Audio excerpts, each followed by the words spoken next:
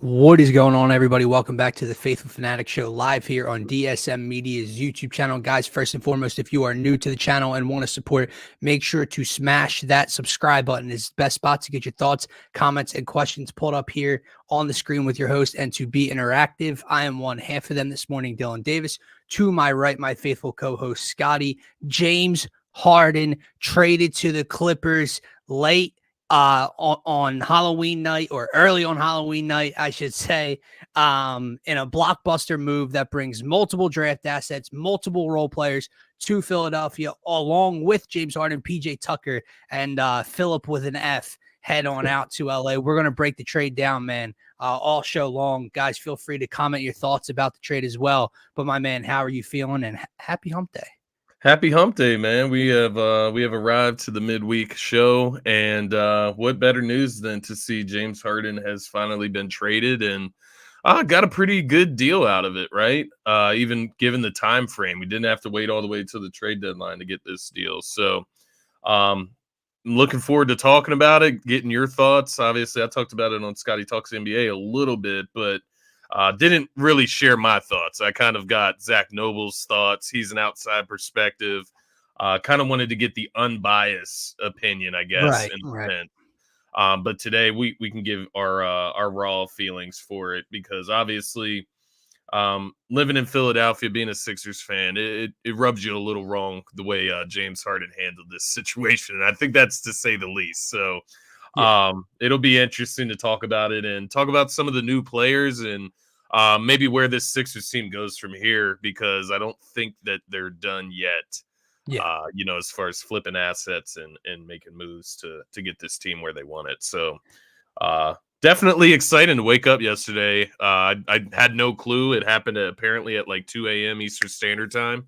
So I woke up, had a few texts, people kind of freaking out and sending me the link to what was his tweet, and go there, shortly find out, like, damn, it really happened while I was asleep. It couldn't happen like midday or anything. But no, happy Wednesday, man. Happy hump day. Let's get into it, brother.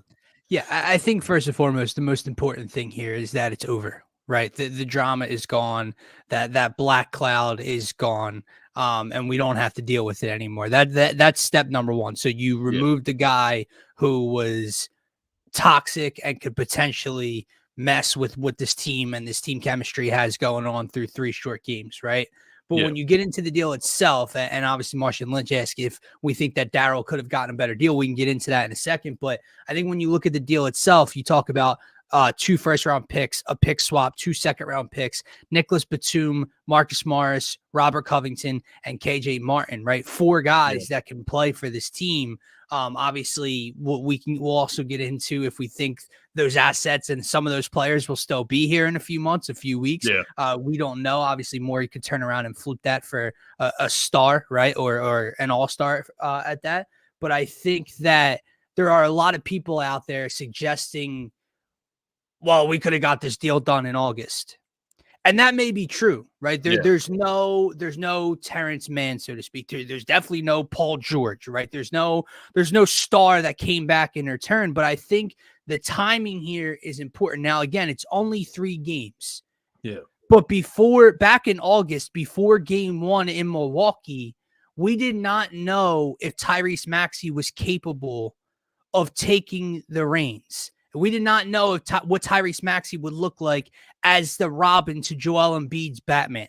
It's only 3 games, but I think that the consensus here in Philadelphia is that the dude's going to be an all-star this year. The consensus here in Philadelphia is that the dude can handle it.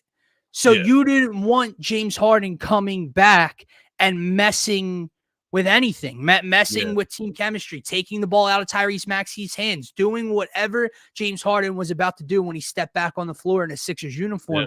That's why, to me, the outline of this deal, the players of this deal probably didn't change much from August, but the timing and the feeling around the Sixers changed in just 3 games because of what Tyrese Maxey and this team has looked like.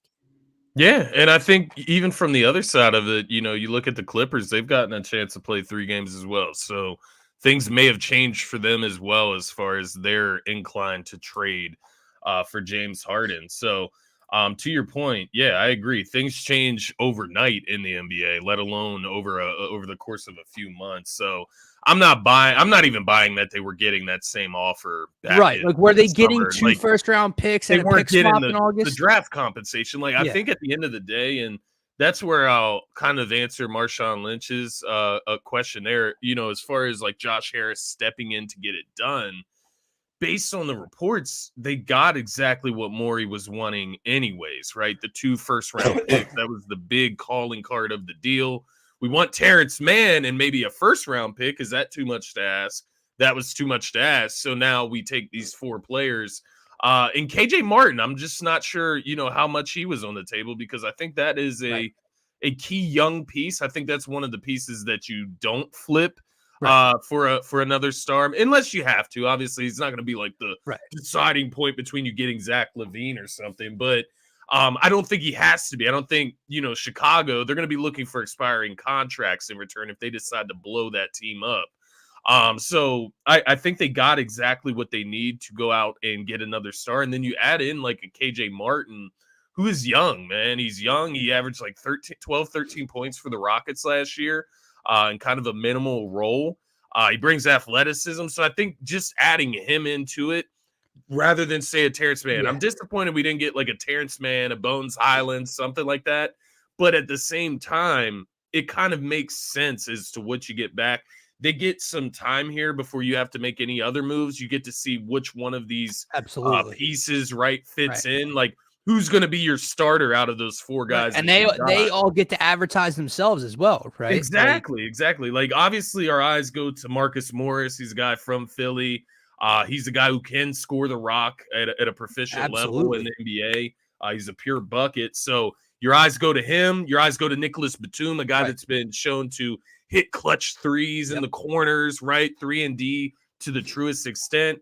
Rocco, we have familiarity with. So, like, at the end of the day, I think what the timing did as far as the Sixers playing those 3 games is not that maybe the deal changed so much, but the Sixers fans' perspective of what a successful deal would be changed a lot over those first 3 1,000%. games. 1,000%. Because you do this before that game against Milwaukee, Yeah. we're probably shaking our We're heads in a like, riot. I don't know about We are this. in a riot, right? Yeah, What did you wait all summer for just to get this deal done? Like, yeah, I think here's again, Tyrese Maxey is such a key in this conversation, because if Tyrese Maxey does not look after seeing how this team has looked and Embiid and Maxey have looked, the mind shift of us fans, or some of us fans at least, from my perspective, yeah, shifted from you need a star in return, whether that be directly from a Harden trade, a 3-team deal, yeah, immediately flip those assets for a star, right?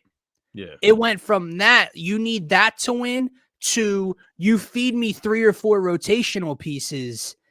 And now I'm looking at the depth of this team and yeah, how they fit with this team, right? And how yeah, that's a positive. That's where it shifted, right? yeah, And you look at some of these guys, like you mentioned, KJ Martin is the younger, more athletic, more explosive type of yeah, player in return. But you look at the vets, man, and I don't know how much they're going to fit in, how much playing time maybe a Robert Covington's going to get. yeah. If Nick Nurse values a Nicholas Batum, I would hope that he gets I run, feel right? like he will. I do Yeah, feel like he he will, but should. He yeah, should. we don't know. But when you look at all across the board, Scotty, they got longer, and Yeah, they got more athletic, and they yeah, got wings to bring in off the bench. Where again, like maybe Morey does turn around with these draft picks and with the 2nd-round picks, as Marshall Lynch is talking about, and maybe he does take 2 or 3 of these guys plus yeah, a Tobias Harris and flips them for a star. But even if he does it now at this point, it's only 3 yeah, games. But from what we've seen, when you start to get into the X's and O's of if they had to play a Milwaukee, if they have to play a Boston in a series, yeah,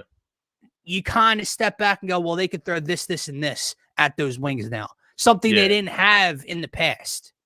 Yeah, and I think that's the thing here. When you look at this Sixers team, I know there's a lot of people like, well, they still aren't a championship contender. Well, that's to be determined. It depends on how good Tyrese Maxey is going to be this season, right? Is he going to be a 25, 26, 27 point per game type of guy, mix that with, the 6, 7, 8 assists that he's averaging right now.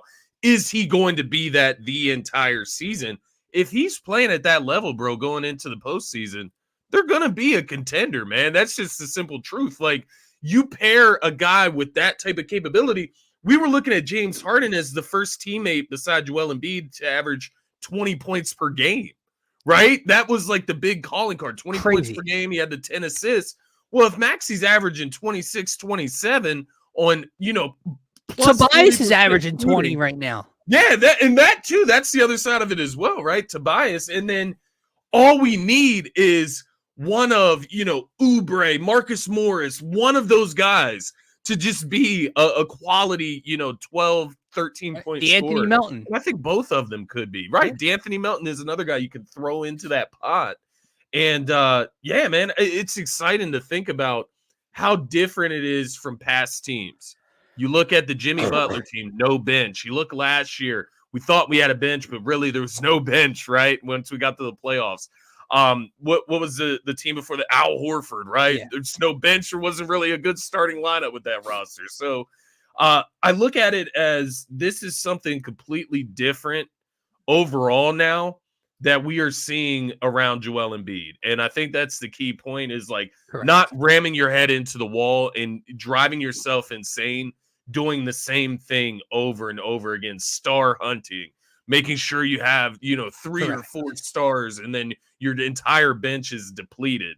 I think it's worth trying and seeing where it goes. But I do think with those pieces, man, I think it makes you so flexible and the draft compensation gives you so many resources that maybe it only takes a Tobias and draft compensation to get one of those players or 1 or 2 of the 4 players that you just got, right? Maybe it only takes 2 of those guys expiring contracts. Tobias and Jaden Springer and the draft compensation. Yeah, something like that. Like the 2 first-round picks, I think, makes a big difference. It does. When you're looking at a team like Portland with Malcolm Brogdon or Toronto with OG or Chicago to Marshawn Lynch's point again, right? Like Harden brought in 2 first. That's crazy. And the pick swap that was better draft compensation than the Drew Holiday and Damian Lillard trade. So if you are a Chicago Bulls team that finds yourself in disarray around the deadline time and they're still arguing with each other in the locker room and it's time to really blow this thing up and you're willing to move a Zach LaVine or a DeMar DeRozan, right? You're going to look around the league and go, you're going to have an understanding of what what draft compensation you're realistically going to bring in return, right? Like if you're shopping LaVine, you have to understand like 4 first ain't happening, bro. Like you look around the guard position with Harden, with Drew, with Dame, and you see 2 first, a first, and this, whatever the case may be. Yeah. You got to understand. Caliber guards. Yeah, you're not going to get 3 or 4 first for Zach LaVine or DeMar DeRozan, especially at the deadline, right? So we'll see how that ends up playing out. But I do agree with you, man, especially I think in the regular season as well, in terms of getting Joel Embiid 100% healthy for the postseason. I know we've tried that, and he has the last 2 years, but then he's got freak injuries in the postseason as well that come up and hobble him, which is irritating and sucks all at the same time. But the thing for me here is when you look at past teams and past depth and starting lineups, there really has just been Joel and then that other guy, right? When Joel needs a night off, when Joel's a little hobbled for 2 games or something, it's either the pressure's either on Joel to go drop 50 in Charlotte in January to win a game, or if he needs a night off, the pressure's on that next guy to step up and give you 30 points that night and try to win you a game. When you look at the depth of this team, I think it bodes better for regular season basketball for them all to contribute. When Joel Embiid needs time off to get him right and healthy for the postseason. You look at this team now, and to your point about depth and, if Joel has to sit out the tail end of a back-to-back, right, on the road or a West Coast trip or something like that, right, just resting him, whatever the case may be, you now have, 2 to 3 other guys that can give you 20-plus points.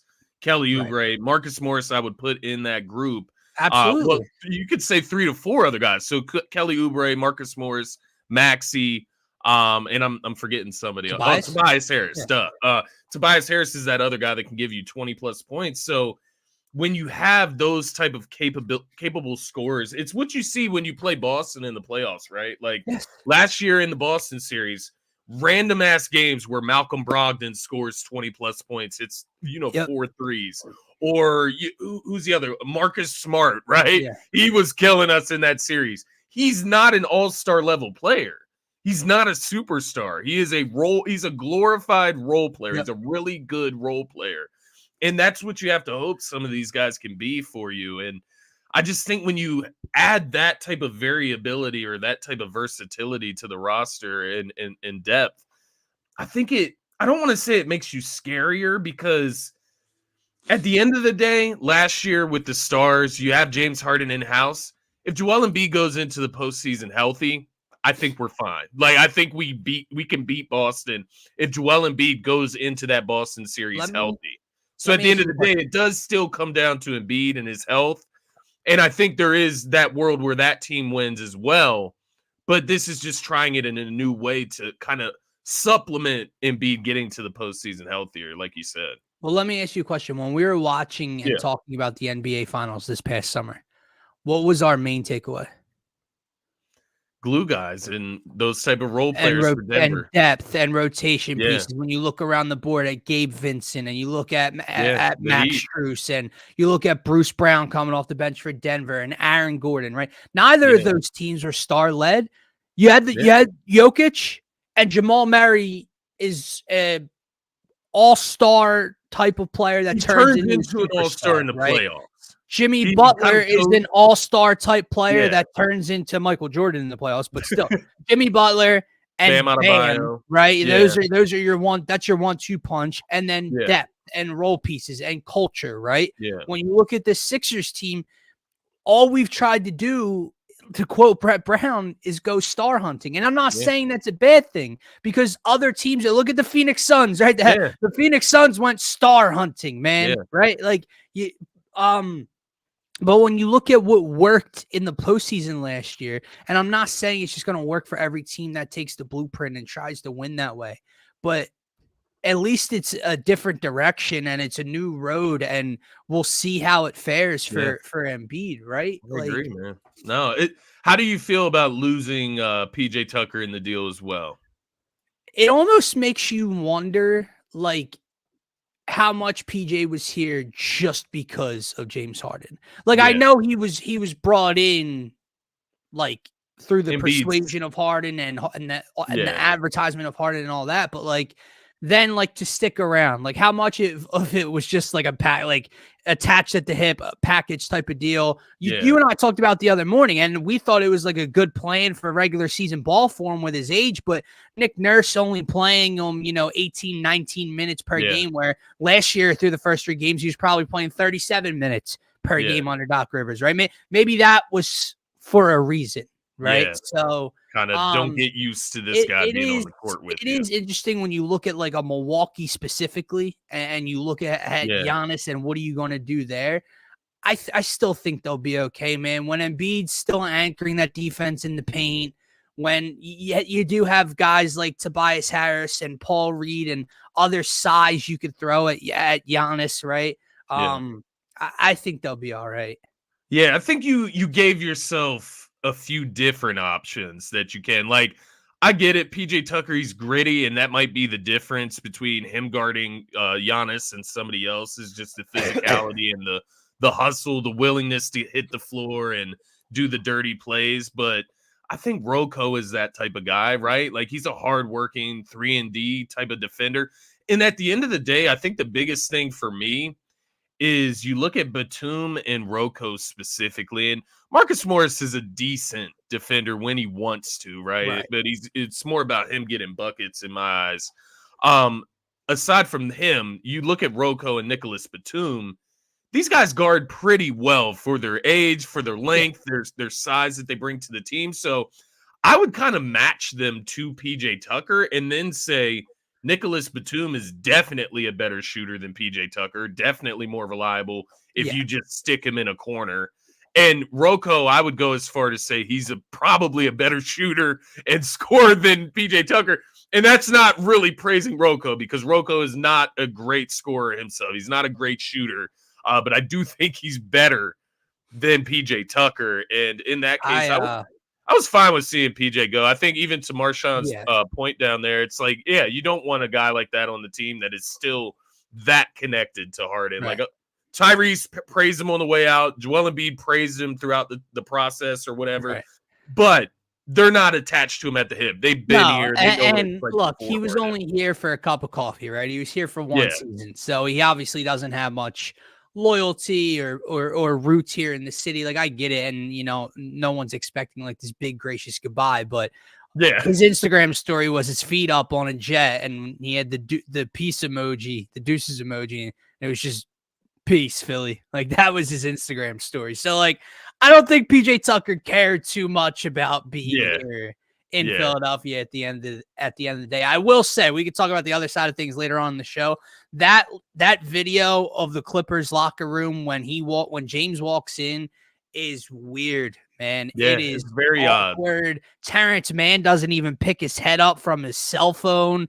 Russ doesn't get it was very, very strange to me. But I'll also say, you know, I'm less concerned about the personnel and the players this year when I have that guy calling the shots, right? Yeah. When I look at what Nick Nurse can do schematically on both sides of the floor, obviously the players have to carry it out, right? Yeah. But there's a lot more confidence I have within the coaching staff this year than I did obviously in the past, right? You know, it's funny. I love Marshawn Lynch's point there as well as yours, like just talking about Nick Nurse and kind of the confidence behind him, because you look at the Toronto teams that he had, it's very similar as far as like the length, the 3-and-D presence, right, of the wing defenders, just having that length at the 3 and 4 spot in your lineup kind of matches Toronto. The difference between this and Toronto is that you have Joel Embiid, though, right? Throw Joel Embiid on that Toronto team last year. They're in the same situation that the Philadelphia 76ers were in last year. Throw Tyrese Maxey on there as well. Now you have a contender in my eyes. So looking at it from that perspective, yes, I think people look at the model of the Raptors and say, that's a little redundant, right? Like all those forwards. And we were looking at it like, maybe we can get one of those forwards. We need just one. Right.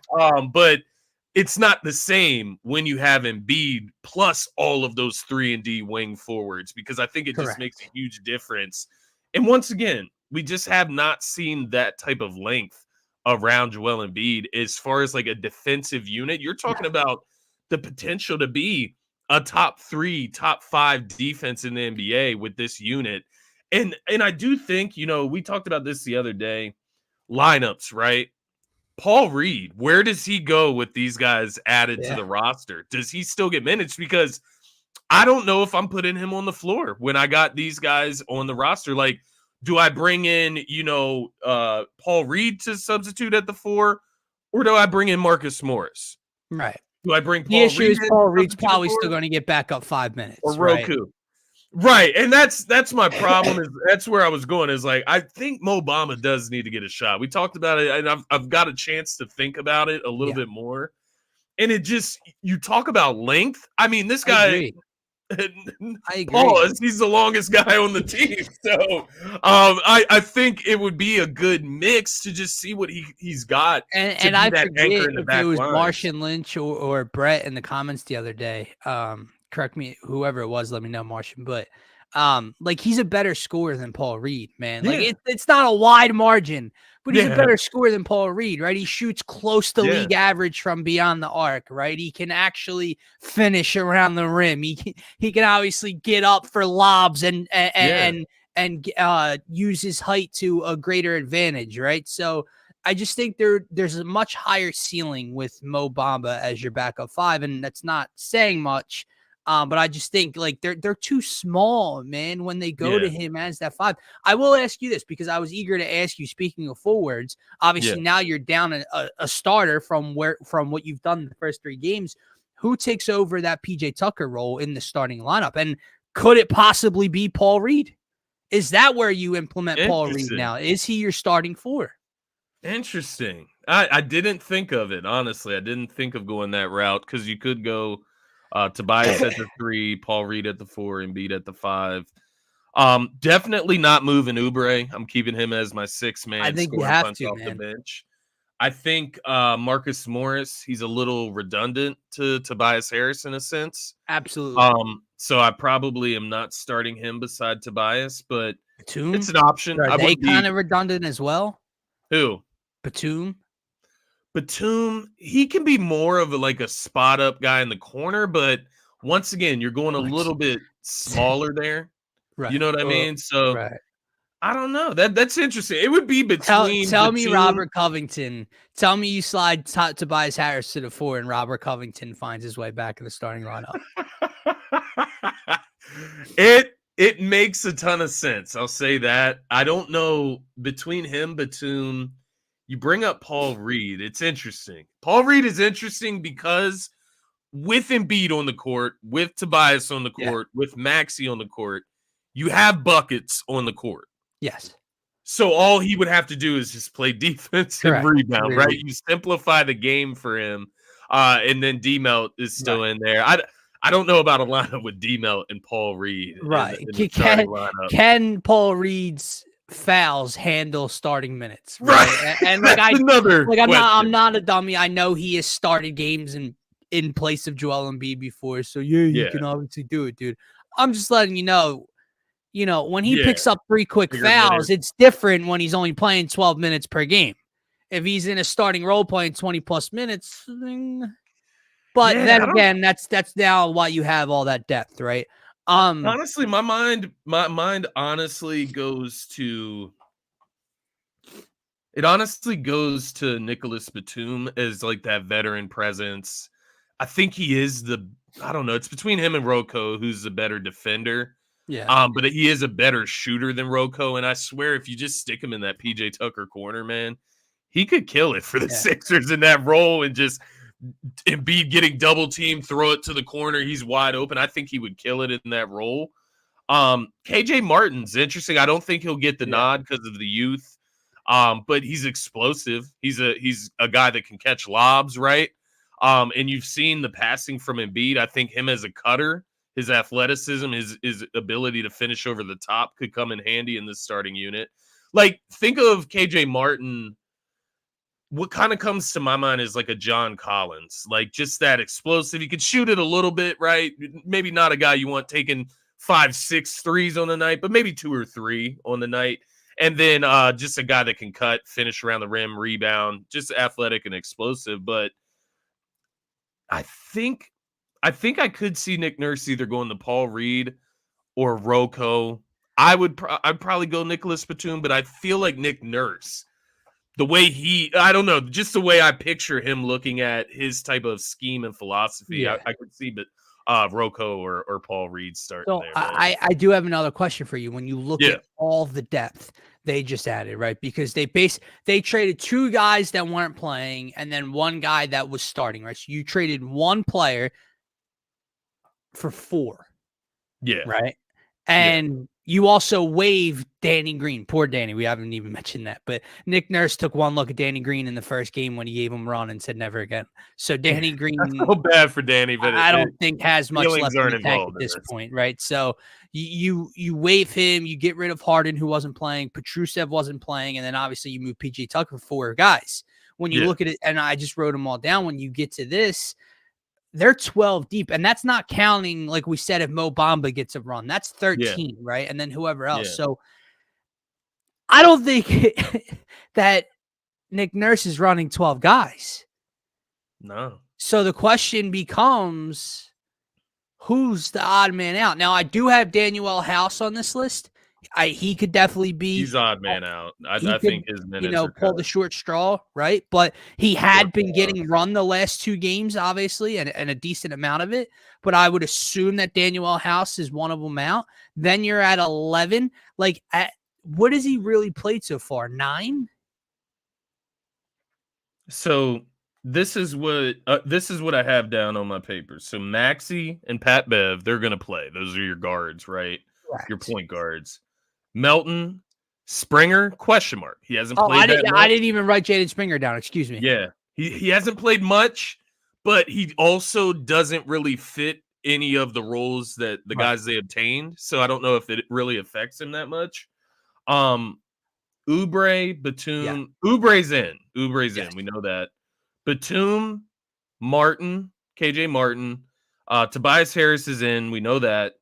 But imagine Marcus Morris is in, man. I think He has to be, man. he's the I'm better not gonna player of lie to those you. I'm guys. gonna be a little frustrated if he's not. And again, I don't think he's played in the first 3 games. I don't know if Yeah, he's no. injured. Is I he think he injured was or upset with the way he was being used in LA. I yeah? think that was like part of the So issue like, there. as long as he can still score the rock with that size and length and toughness Yeah. that he brings, why would he not? Like you Bro. said, Batum to me, I'm sorry. Like, did I write him down? Yeah, I did. I'm sorry.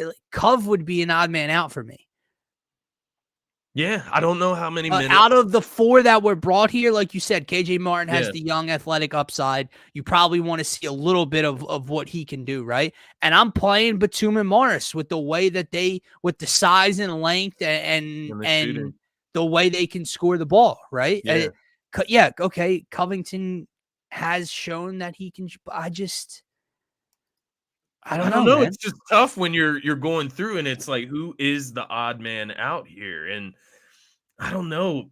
That's why I was questioning Paul Reed. Like, does he deserve to be in the lineup versus a Rocco? Like, does he give you more than Rocco? Well, let me tell you this, okay? Fit wise. Has he played? So he did play in 3 of their first 4 games, right? Did they open up against Portland?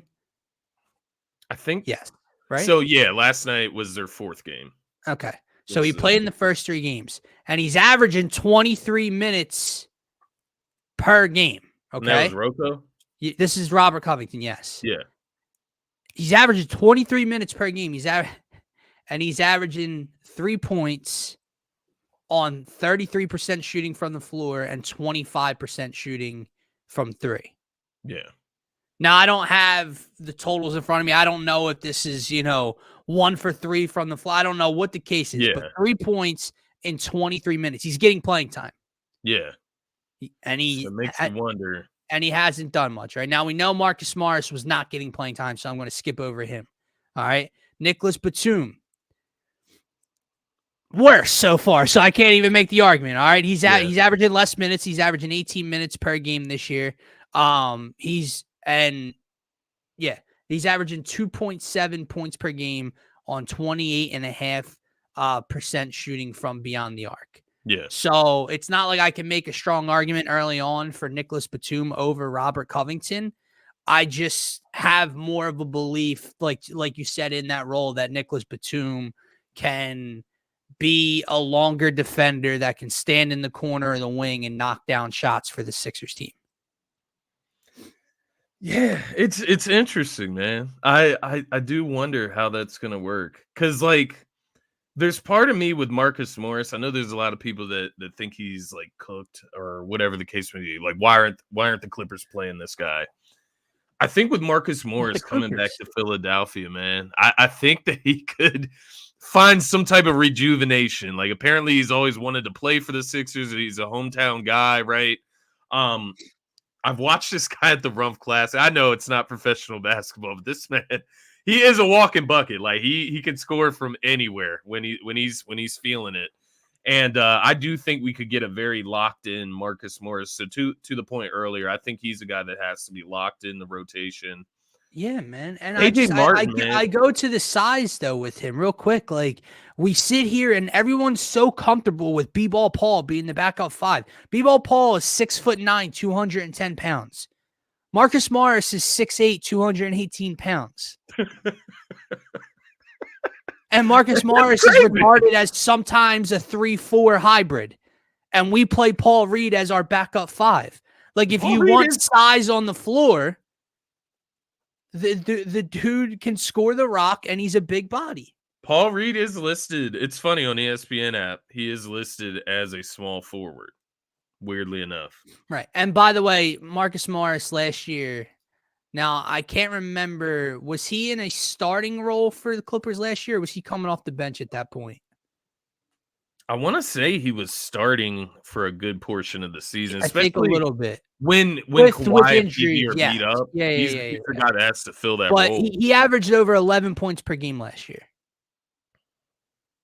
So if that's a guy that can come off the bench for the Sixers team with this depth and give you 8 to 10 points per game, along with Kelly Oubre giving you double digits, yeah, I'm okay.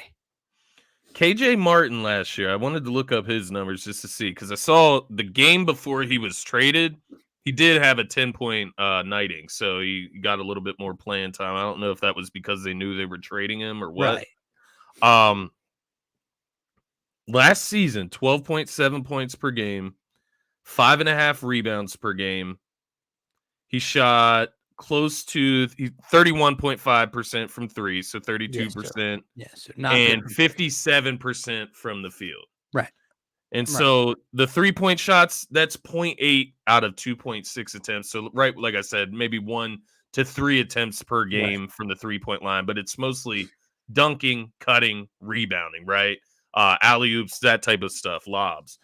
So I just look at him, man. I don't know if Nurse would give a younger guy, he's 22 years old, but I mean, you got Tyrese Maxey starting at point guard for you. Like, I don't know. There's part of me that feels like Marcus Morris. The reason I want him coming off the bench with Oubre is because I feel like those guys can get their own buckets. Mm-hmm. I like that part of it, right? I wouldn't be completely against Marcus Morris starting, right? I'm not against any of them starting. I'm going to go with the flow at the end of the day. Let me be honest. So, but when looking at Kenyon Martin Jr., man, it just seems like it makes so much sense to put that athletic type of forward next to Tobias Harris, who's not super athletic, Embiid, who's a bigger center, going to get double teamed a lot. He's not going to get a lot of time to be athletic. And you're going to see KJ Martin as this like free roamer. And what better to have a guy as a free roamer than a guy that can finish at the rim the way he does and rebound the basketball. So I don't know. It's interesting. At that point, you would have to move Tobias to the 4. KJ Martin would have to play the 3. There's a lot of different directions. A lot of flexibility Nick Nurse has to work with this type of depth, and I think that's the point that we're getting at here with all of these different situations. There's a lot of different avenues that this team could ultimately go down. What do you think about the opposite side of this? So the Clippers, they get James Harden, they get PJ Tucker. James Harden, I guess, gets inserted into that starting lineup. What do the Clippers have to look forward to there, man? Scotty, I'm not gonna lie, man. I don't get the fit whatsoever. And I know I'm not the first person to say this, so this isn't breaking news or anything here. But I don't get the fit at all. And to me, I think the Clippers panicked. I think the Clippers looked at this window of Paul George and Kawhi Leonard. I don't know if Kawhi's coming back. They haven't extended PG. I think they looked at this window and just tried to accumulate as many star names as they could and throw them into that Western Conference. I mean, dude, when you think about the 4 names that we've grown up watching in Paul George, Kawhi Leonard, Russell Westbrook, and James Harden, that sounds ridiculously fun. It's not going for my money. It's not going to be. It's not going to win you a damn thing. It's going to win you maybe a first round series. All you've done is added a toxic, older, ball dominant guard in James Harden, paired him next to a guard in Russell Westbrook, where it hasn't worked out with them in the past, obviously in Houston more so than anything. Russell Westbrook's not an off-ball type of spot-up shooter, right? Yeah, so that's not working. That's where it gets clunky. And if you have Paul George and Kawhi, they're your 3-4. So you're going incredibly small with those 4 out of 5, and then throwing Zubac at the center position? Yeah. And that's the thing, man. You got a guy like James Harden. He's going like he needs the ball in his hand as well. He's not. John needs to pick a new idol, man. Yeah, I'm sorry if that's really your idol, John. Yeah. I don't know. I would look. There up might be some sarcasm. He said idol, so my idol twice. There might be some sarcasm. I hope. Yeah. But we appreciate you tuning in anyway, man. But definitely search for a new idol, man. We welcome the Harden stands. I mean, it is what it is, right? We'll take any viewers. But I don't know about Harden being an idol, teaching a young player Maxey. No, the thing with that fit and him going to the LA Clippers for me is the same thing that the reason I didn't want him coming back to this team after seeing how the Sixers played at first. It's like, I don't want the ball out of Maxey's hands. I don't want the ball even out of Embiid's hand as a playmaker. Like, I think that's the other side of it. It's not only Maxey, us seeing what he can do, but Embiid as a playmaker. It's like, let's not let Embiid get back to that point where he was just completely comfortable with Harden setting him up with everything. Let's keep him in this mood, in this role of being a playmaker at the top of the key. When you get double teamed, you got to make the pass and find the open man. I think you need to keep him in that mindset. So that was another reason to get this shit done. Like that was the other side of it. And I think now, we were kind of confused after those 3 games too. Like, do you trade Harden? Like, there's 2 sides to that. It's like, they look really good without Harden. What do they look like with him? They look really good without Harden. Let's get him out of here and get somebody in here to help these guys.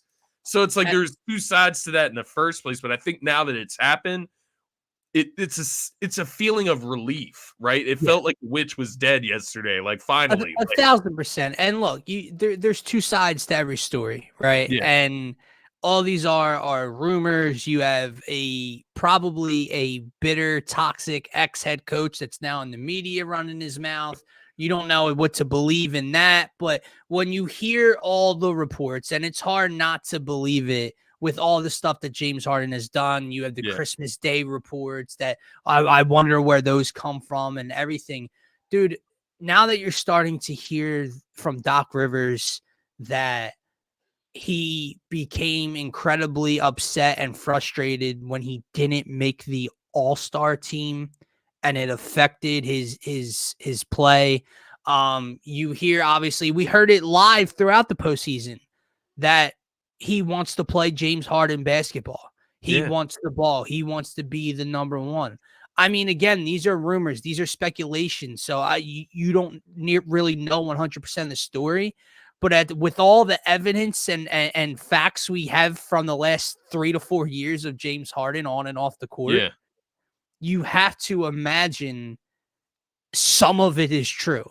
And if any of it's true, this dude is one of the most selfish basketball players to ever walk the earth.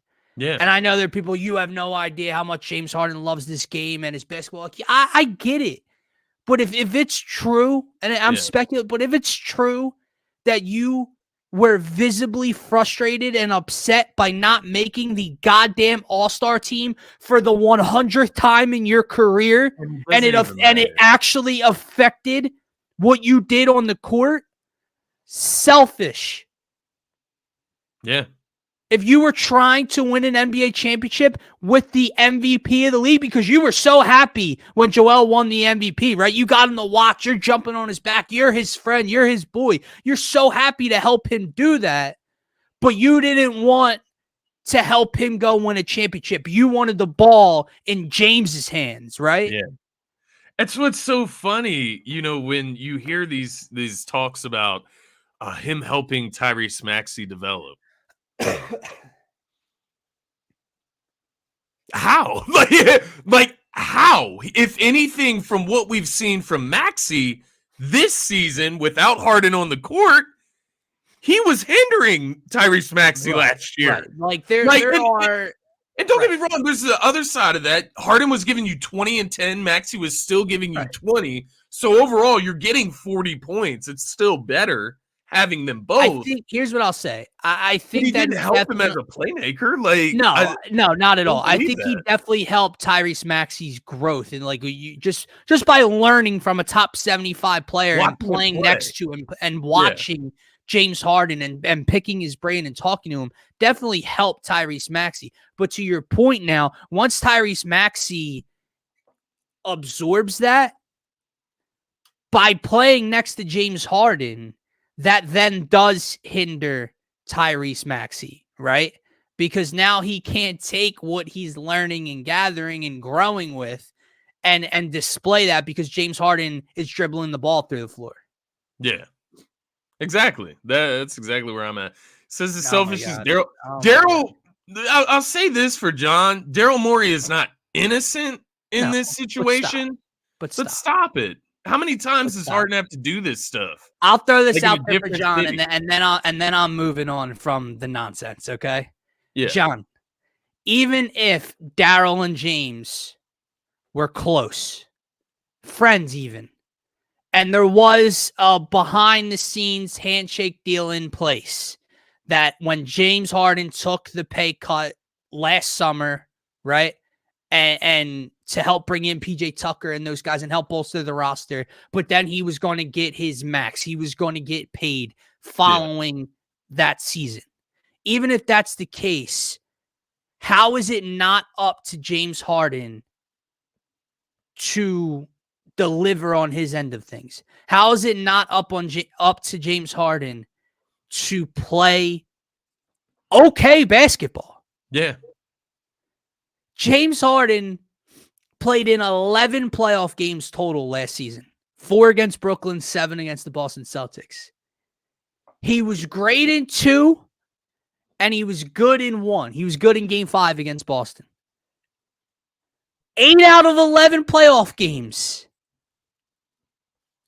he was a train wreck. Yeah. The age showed. The selfishness showed. Shot Yeah, 39% John, I'm from a the Sixers field. fan, bud. I'm a Sixers fan. I'm not a James Harden fan. I'm a Sixers fan. Yeah. So if you're not a Sixers fan, why do you care that he helped win Joel Embiid the MVP? Why do you care that he was helped teaching Maxey? If you're just a James Harden fan, I don't understand why you care about those things. Yeah, I don't understand. Like, Right? Why did James Harden continue to have his camp leak rumors all season long and affect this locker room? brother, he shot 39% from the field in the playoffs, man. Like 39%. I had to watch a game 6 and game 7 of this guy bricking layups off the side of the Well, back. how about game 3?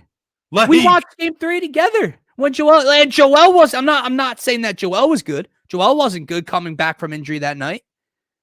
But James, like, we're watching that game, and how many times were we just looking at each other like, dude, someone take the ball away from this cat.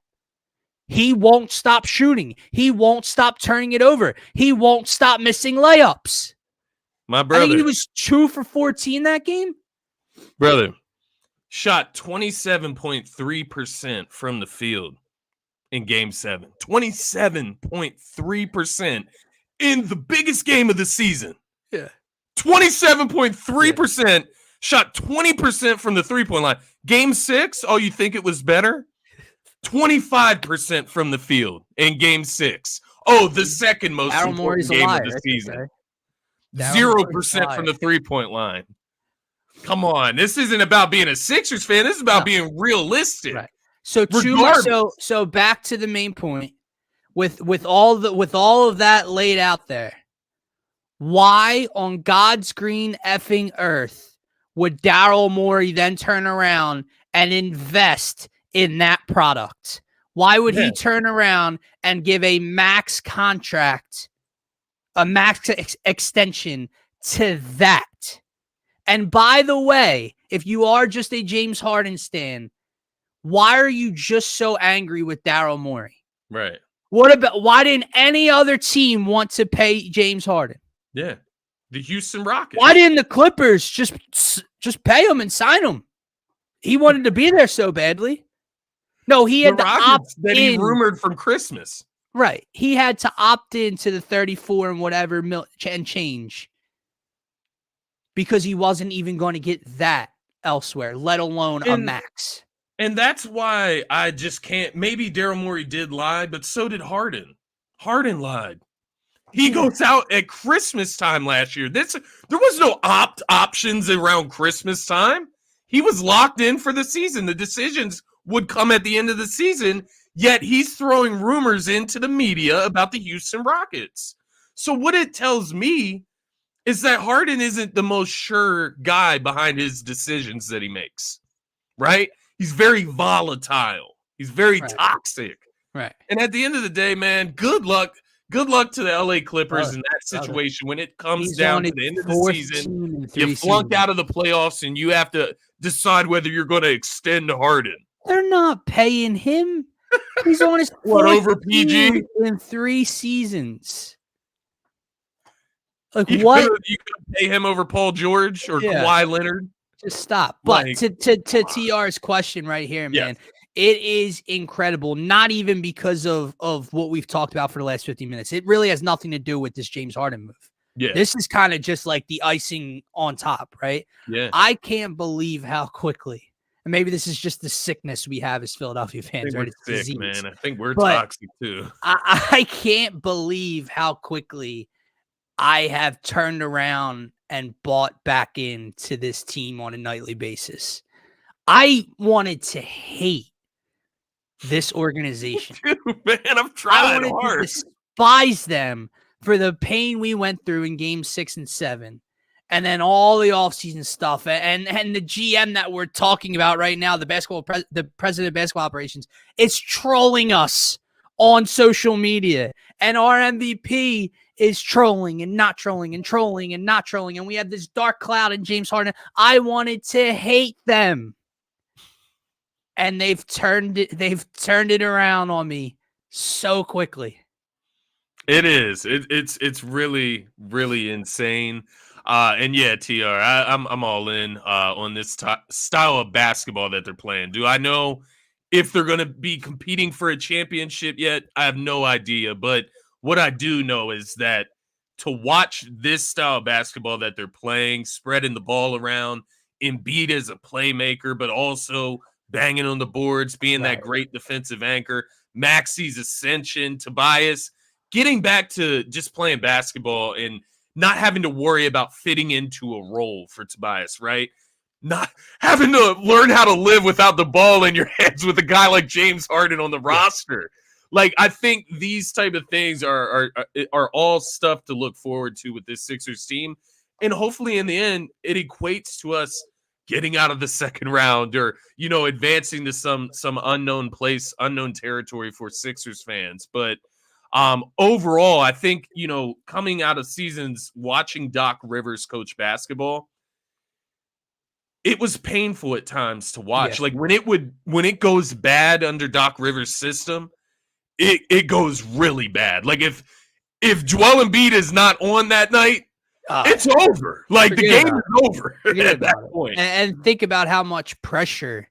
I don't care if you're the greatest thing since sliced bread. Think about how much pressure that puts on you on a nightly basis, specifically when you get to postseason time. Got to drop 50 where if you're not shooting 50+% from the floor, if you're not getting to the free throw line 10+ times, if you're not doing X, Y, and Z, if you're not scoring 30+, you're screwed, right? And he has to be a defensive anchor as well. To Marshawn Lynch's point.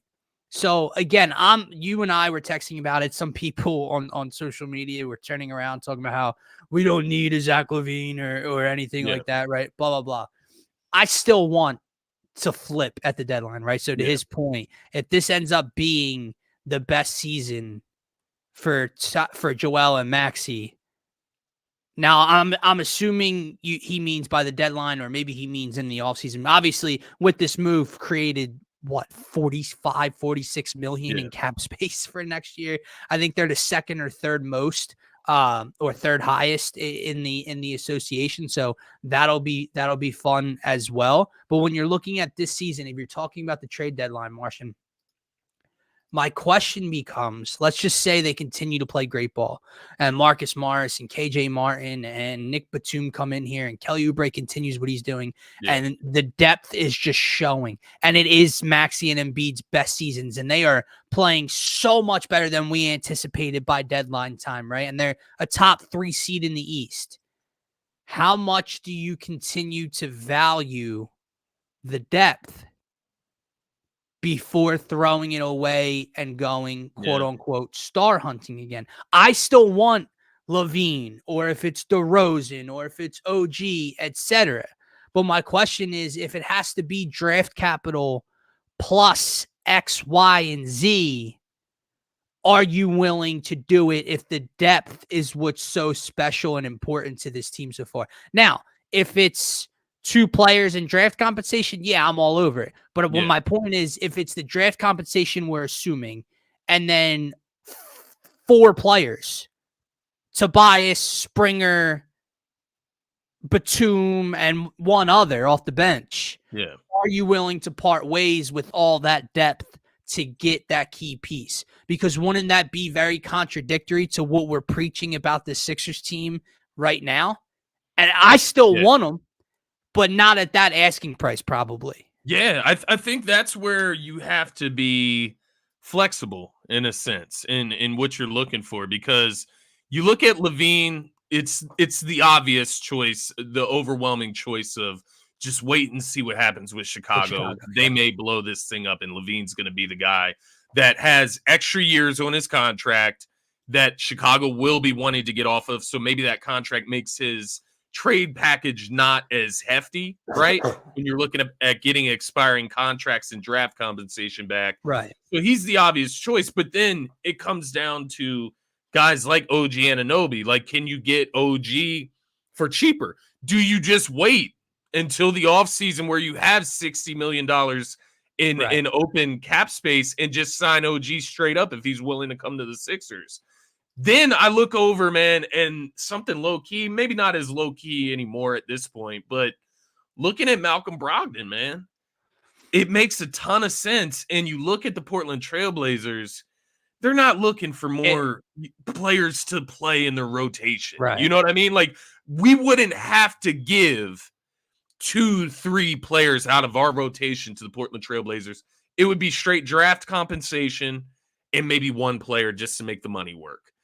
And so to that point, I look at Malcolm Brogdon. He's playing 27 minutes per game for Portland right now, coming off the bench, 19 points per game, 4 rebounds, 4 assists, shooting 42%. Last 10 games, 42% from the 3-point line. Makes a ton of sense when you look at Maxey as your primary playmaker on the first unit, and then boom, you bring your secondary playmaker off the bench in Malcolm Brogdon.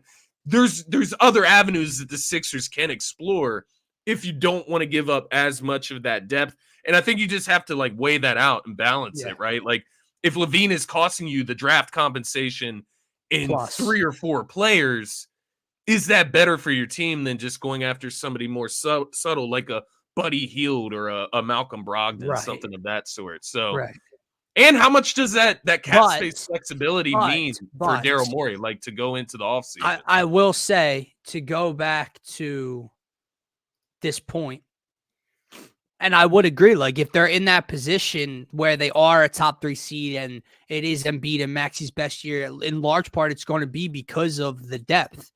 But what did we just talk about after this Clippers trade? How much depth they have. Almost unplayable depth. Like, he's not going to play 12, 13 guys. So when you look at it from that perspective, even if it is draft compensation and 3 players for Levine, you're still looking at a 10-man rotation. So would you still have enough depth? Now, again, it would come down to the players, where you would assume Tobias Harris, for the money, would be in the deal, obviously expiring contract. So Levine would slide into the starting lineup over Tobias. I think we all go for that, even though I love what I'm seeing out Tobias. I'm just saying we would take Zach Levine over Tobias Harris, right? And then you get to the bench. I mean, again, like, if it is Batum, Springer, and Martin, you're probably okay with it, right? Yeah. You I don't think still they're have trading Oubre. I Kelly don't think Oubre, you he's on the still have trade block. Marcus Morris, you still have Yeah. Patrick Beverley, you still have Paul Reed, you still have Daniel. Like at that point, Robert Covington. They have so much depth. You can allow for wiggle room for how many guys they have. This is another Yeah. key from TR Yeah. here. We have to just see what these guys What they are have over the left. next few Yeah. weeks. Yeah. See who has the most juice left. And I think, man, it's once again I'm bringing this conversation up because the Sixers just signed Paul Reed. I don't know how tradable the contract is, anything like that. Restrictions after signing a new deal and Right. being able to trade the player, blah blah blah. If you're going for a championship right now, if you are all in on Embiid, right? Obviously, Maxi's ascending into star status. You're all in on Embiid. Do you include Paul Reed in a deal rather than one of these vets? Maybe one of them shows they have juice.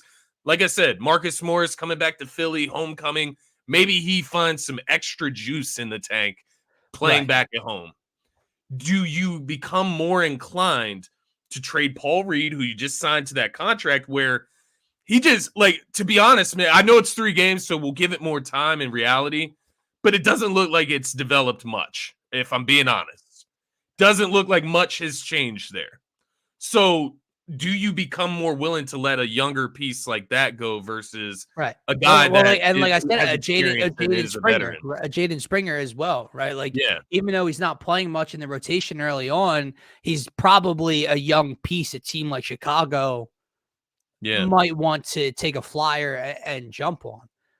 Yeah, no, Yeah, that's kind of where I'm at. Like, does it become a point where we might be able to get off of this Paul Reed contract? right. Like, it's not there yet for me, No, right? no, Like, I'm no, not no. saying, but I do see a world where you look back on the contract and you look at a guy like Furkan Korkmaz, who's been on the roster the last 3 years after signing a Dude, $15 million we haven't even deal. talked about the fact that he wanted part of the trade. They This can't is even they can't oh even my give that god. guy away, my man. Oh Like, my god. so I don't know. I'm thinking outside the box. I'm thinking what would other teams want? They would be more inclined to want that younger asset rather than the expired or the older vet. So I don't know. Yeah, that's where I'm at, Marshawn Lynch. It's the recognizing a bad investment immediately. Like maybe you were counting on Paul Reed Yeah. fitting into Nick Nurse's But system then better, again, developing more. Howie Roseman is incredibly smart, man, and they keep playing Kenneth Gainwell. So sometimes guys like to hold on to their investments for too long and make it work when things aren't quite working. Yeah, out. that's the other side of it, man. I'm not slamming the table like get Paul No. Reed out of here. I'm not doing that. No, I'm you not. can't enter 3 games. Just bringing the idea around the table because yeah, it has to be I like to me this situation is so similar to me.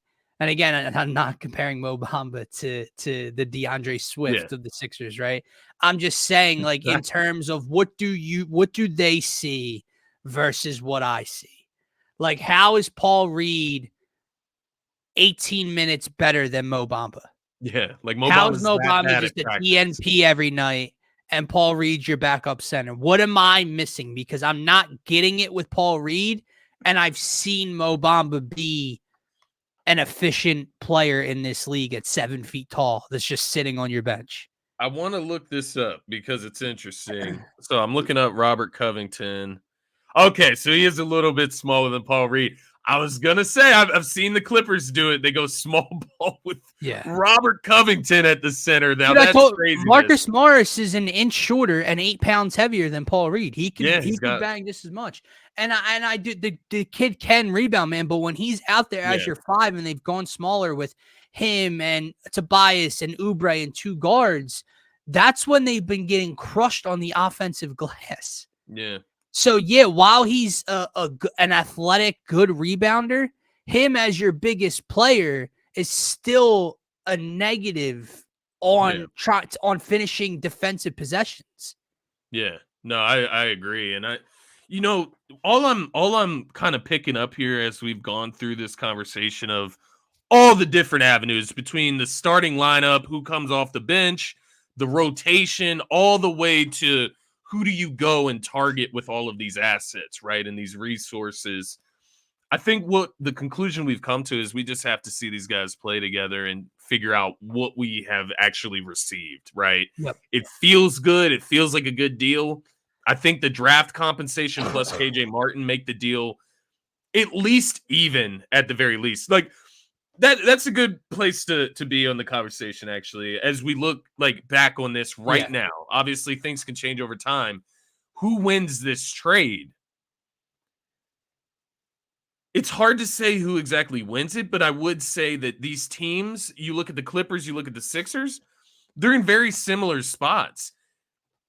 Harden on the Sixers, it didn't depend on Harden whether or not the Sixers compete for a championship, in my opinion. You look at the Clippers, it doesn't depend on Harden or not, whether they compete or not for a championship in LA. It comes down to Kawhi Leonard's health. It comes down to PG-13's health. It comes down to Joel Embiid's health. And so when I look at it from that standpoint, if you haven't changed your fortunes, where if Kawhi Leonard goes down, now all of a sudden you are still a championship contender with James Harden, I think the Sixers win that trade just because of the drama and all of the baggage that comes with James Harden. That contract and not to mention, if that's the mindset, if Kawhi Leonard or Paul George go down, you're not winning a championship. Exactly. Like getting Harden didn't change that formula. No. So then how much does he really move the needle for them? Yeah. So like that, that's kind of all it is just another name. It's another future Hall of Famer. It's another top 75 player that they've added to this list that is just 2 years behind where they need him to be. Yeah. That's essentially what they got. And again, like I said, you just add another ball dominant guy who has made it very publicly and clear and loud that he wants the ball in his hands and he wants freedom on the court. You have a guy in Russell Westbrook who kind of needs the ball in his hands because he's not an off-ball spot-up shooter, right? You have Kawhi Leonard and Paul George. Oh, I wonder if they want the ball in their hands. You would rather have the ball in their hands as well, right? Maybe Russ, you would rather have the ball in Harden's hands, maybe. Yeah. But Paul George and Kawhi, you would definitely, at this point in each of those three's career, you would rather have Kawhi or Paul George with the ball in their hands. Yeah, like to me, man, this is not like, I know we kind of sound like one of those old heads that are like, there's only one ball. Yeah, no, haters. This is not the Nets dream team of 2 years ago. This is not KD, Kyrie, and a younger James Harden. This is a Russell Westbrook who people thought might not even have a job in the NBA before the end of last year. This is a James Harden who we just watched up close and personal, does not move like the same James Harden, does not finish like the same James Harden. And this is a Kawhi Leonard and Paul George who are two forwards that aren't Kevin Durant and Kyrie Irving that can play off the ball, catch and shoot or catch him. Like, they're great scorers. Paul George, I would say, is the guy that could catch and shoot the best. Yeah. Kawhi's not going to stand on the wing and catch and shoot threes. It's just not happening. Yeah. So the fit, again, doesn't make sense for them. For again, like, they get the best player in the deal, right? Yeah. They didn't get the better end of the deal for my money. Like you said, draft compensation that people are going to look at and say, oh, the Sixers get a 2028 first round. It ain't for 2028, brother. Yeah. It ain't going to be used as a Sixers draft pick. It's going to be used for something else. And whether that is a star, whether that is just another, nice piece at the deadline that we could use. The last thing I would say about James Harden specifically, like just to kind of cap off his tenure with the Philadelphia 76ers, which was not by very far, it was not all bad, right? We were very excited when we brought him in. Very excited for that year and a half that we got to watch. We thought everyone else was crazy. James Harden's floor is not worth his ceiling, or is it the opposite way? His ceiling is not worth what his floor is. Yes. When you get to certain games in the playoffs, to see a guy with the ball in the hands as much as James Harden shoot 25%, not from the 3-point line, but from the field with over 10 shots. Correct. That is a detriment. That's a detractor. That brings up what I said to you about Tyrese Maxey the other day, right? Sure. Tyrese Maxey is definitely more than capable of giving you 35 in a playoff game. Maybe Tyrese Maxey's ceiling isn't game one in Boston. Yeah. Like what James Harden did, 45 and ridiculous, right? Yeah. Maybe that's not Tyrese Maxey's ceiling yet. But I promise you, Tyrese Maxey's floor is not 2 for 14 from the floor. Exactly. It's not 23% shooting in game 7. Exactly. So that's what you have to look at and say, what's the better recipe for success in the postseason?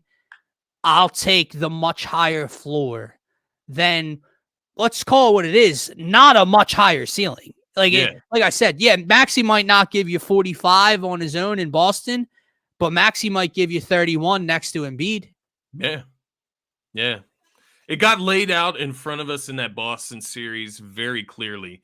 Even with 2 40-point games by James Harden, his floor outweighs those 2 40-point games so much that it loses you a series still.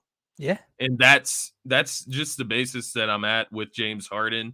At the end of the day, the Sixers are in a very similar spot. Yeah. With or without him.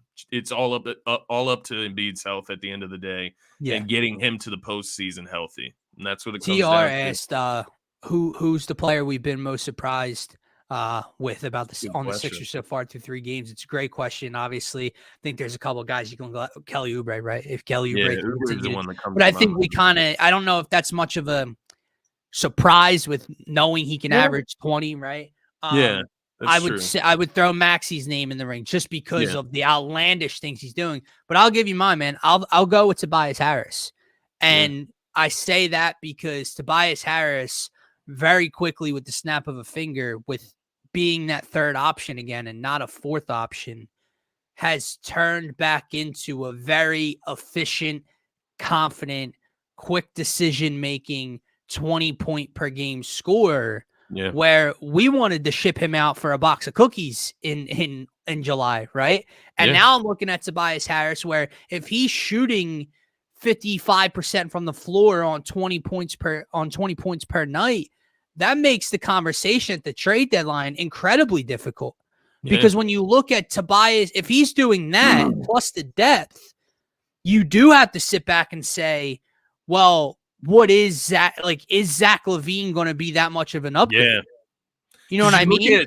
I get what you mean 100%, because you look at Tobias right now. Now, while maybe not realistic to stay at these numbers. Like LaVine just dropped 53 the other night, bro. Trust me, I know. 57% from the field, 55% from the three-point line right now, but he is proved to be an efficient scorer. I think the key thing for Tobias Harris is just that thought in the back of your head where, is this just a flash of what you want to see, and then he's going to revert back to just non-existent?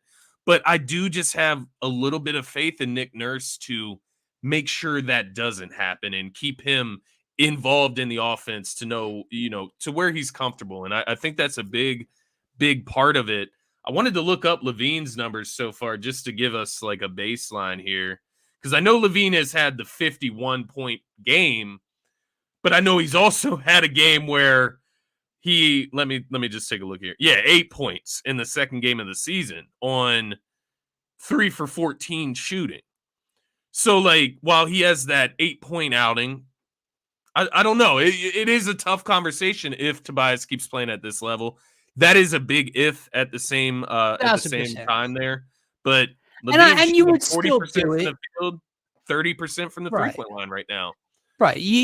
And like I said, like he's only here for, if it was at the deadline, he's only here for half more season.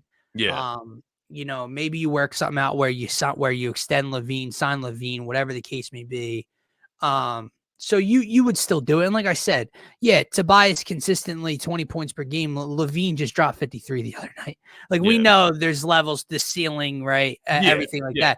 I'm just saying, again, when you're talking chemistry and the role of this team, if they are rolling like this at the deadline, and he's, like we said, efficient, close to 20 points per game, plus the depth, plus the draft compensation, if that's the asking price, Yeah. you're definitely going to hesitate to pull the trigger and say yes immediately, like we Yeah. would have before, because of how surprising he's been, man. Like, Yeah. dude, he has gotten a swing pass at the top of the key and just pulled it, Yeah. and it's just hitting bottom in net every Even time. against Like, Milwaukee, it's not just, against the Blazers or just oh yeah, against they the were Raptors. down Against 5 or Milwaukee, 6.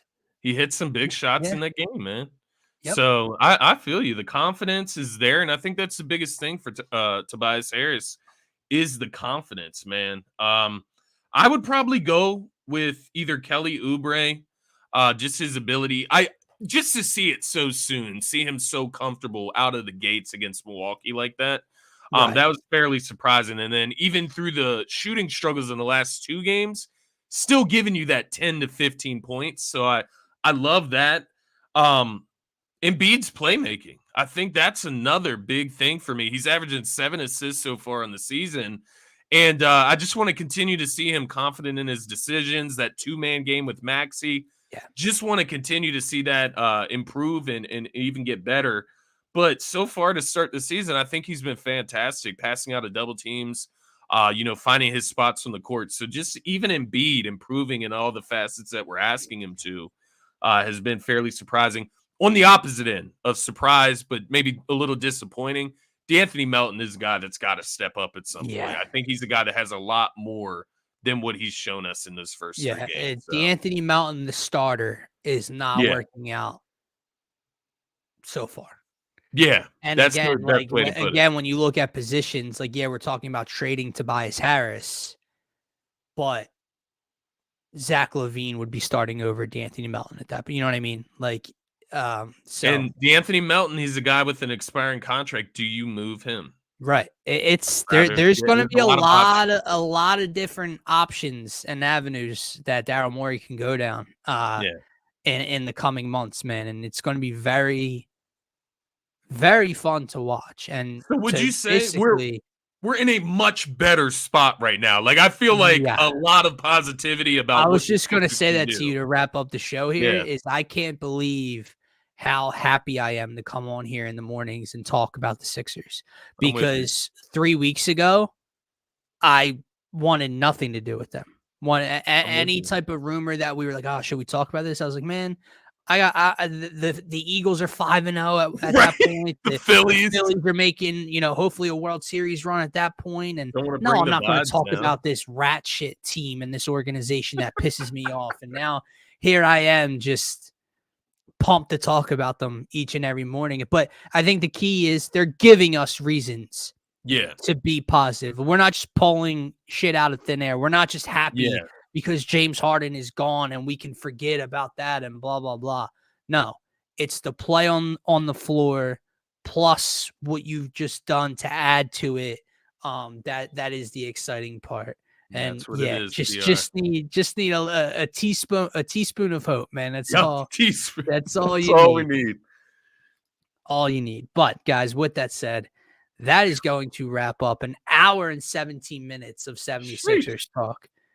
We're going to talk Eagles trade deadline. We're going to continue on this ride. So, like we said, James Harden gone, traded to LA, Nicholas Batum, Robert Covington, KJ Martin, Marcus Morris, and draft compensation come back Philly's direction. We'll see what Daryl Morey decides to do in the coming future. We'll see what some of this depth and role pieces look like next to Joel Embiid and Tyrese Maxey as we move forward. The Sixers make their way back to Philly tomorrow night to take on the Toronto Raptors for the second time in the first 4 games. We'll see if Nick Nurse can stay undefeated against his former team. We'll be breaking it all down here Friday morning on the Phaithful Phanatics show. Don't forget, if you want to support, if you're new to the channel, make sure to subscribe to the Philadelphia DSM YouTube channel. It's the best spot to get your thoughts and questions pulled up here on the screen, like my man TR.